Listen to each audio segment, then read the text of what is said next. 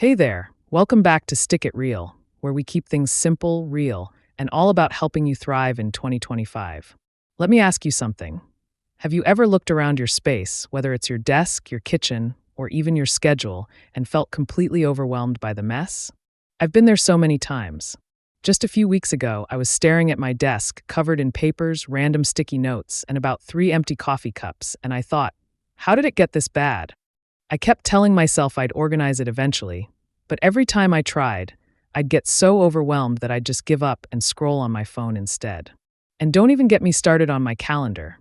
It was a chaotic mess of overlapping plans, and I felt like I was always forgetting something important. But here's the thing.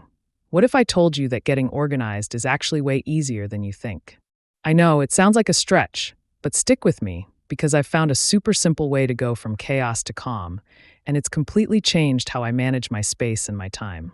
In this video, I'm going to share my 3-step chaos to calm method that makes organizing feel effortless, whether you're tackling a messy room, a cluttered schedule, or even your digital files. We'll go through the 3 steps together. I'll tell you how this method helped me transform my desk and my schedule in just one afternoon, and I'll share a few extra tips to keep your life organized long-term. By the end of this video, you'll have a clear, actionable plan to get organized without the stress, because you've got this. So, let's dive in and make organizing something you can totally master. Before we get into the solution, let's talk about why getting organized feels so hard for so many of us. Have you ever tried to clean up your space, but halfway through, you just felt stuck? That was me with my desk a few weeks ago.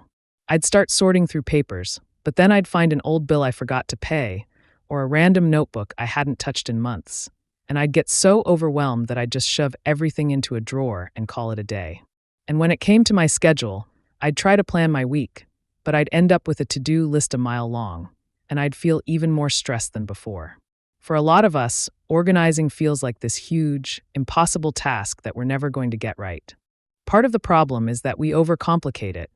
We think we need a perfect system, or that we have to do it all at once, and that pressure makes us want to avoid it altogether. I used to think, I'm just not an organized person, or I don't have time to deal with this. And that mindset kept me stuck in a cycle of clutter and stress. It made me feel like I was always behind, whether it was missing deadlines, forgetting appointments, or just not being able to find anything when I needed it. But once I realized that getting organized isn't about being perfect, it's about taking small, manageable steps that add up to big results, I started to see it differently. That's where the chaos to calm method comes in. It's a simple 3-step approach that takes away the overwhelm and makes organizing feel surprisingly easy. Let's break it down together. Step 1. Start with one spot. All right, let's get into the first step of the chaos to calm method. Start with one spot. This step is all about making organizing feel doable by focusing on just one small area at a time, so you don't get overwhelmed. Here's how it works. Pick one specific spot to organize. It could be a single drawer, a corner of your desk, or even one day in your calendar. Don't try to tackle your whole house or your entire week all at once. That's a recipe for burnout. Instead, set a timer for 10 minutes and focus on that one spot. If it's a physical space, clear everything out, sort it into 3 piles, keep, toss, or donate, and then put back only what you're keeping neatly. If it's your schedule, pick one day and write down your top 3 priorities for that day, then block out time for them. I tried this with my desk a few weeks ago. I decided to start with just the top right corner, where I had a pile of papers and sticky notes. I set a timer for 10 minutes, cleared it all out, and sorted everything into my 3 piles. I tossed old sticky notes, donated a book I didn't need, and kept only the papers I actually needed. Then I organized those papers into a small folder and put it back. It took less than 10 minutes, but that one corner looked so much better, and it gave me the momentum to keep going. You can do this with any spot, your kitchen counter, your email inbox, or even your phone's home screen. It's such a small step, but it helps you build confidence and see progress right away. So that's step 1. Start with one spot, and you'll be on your way to a more organized life. Step 2. Use the 3-box system. Now that you've tackled one spot, let's move on to step 2. Use the 3-box system. This step is all about creating a simple framework to organize anything, whether it's your stuff, your tasks, or your digital files, so you can make decisions quickly and avoid clutter. Here's the idea. grab 3 boxes, or if you're organizing digitally, 3 folders, and label them keep, toss, and maybe. Then, as you go through your stuff, put each item into one of those boxes. If it's something you use regularly or really love, it goes in keep. If it's broken, outdated, or you haven't used it in a year, it goes in toss. If you're not sure, put it in maybe, and set a reminder to revisit that box in a month. If you haven't needed anything from it by then, toss it. I used this system for the rest of my desk after I tackled that first corner. I grabbed 3 boxes, labeled them, and started sorting. Old pens that didn't work? Toss. My favorite notebook? Keep. A random charger I hadn't used in ages? Maybe. By the end, my desk was so much clearer, and I felt like I had a system I could actually stick to. You can use this for your schedule too. Sort your tasks into keep for priorities, toss for things that don't need to be done, and maybe for tasks you can delegate or do later. This system takes the guesswork out of organizing, and it helps you declutter without feeling overwhelmed. So, step 2 is to use the 3-box system, and you'll see how much easier it makes staying organized. Step 3. Create a quick reset routine. All right, we're on to the 3rd step of the chaos to calm method. Create a quick reset routine.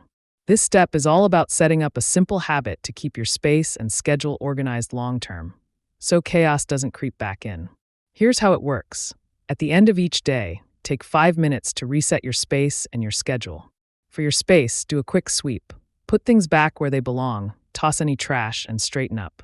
For your schedule, review your calendar for the next day, write down your top 3 priorities, and make sure you've got time blocked out for them.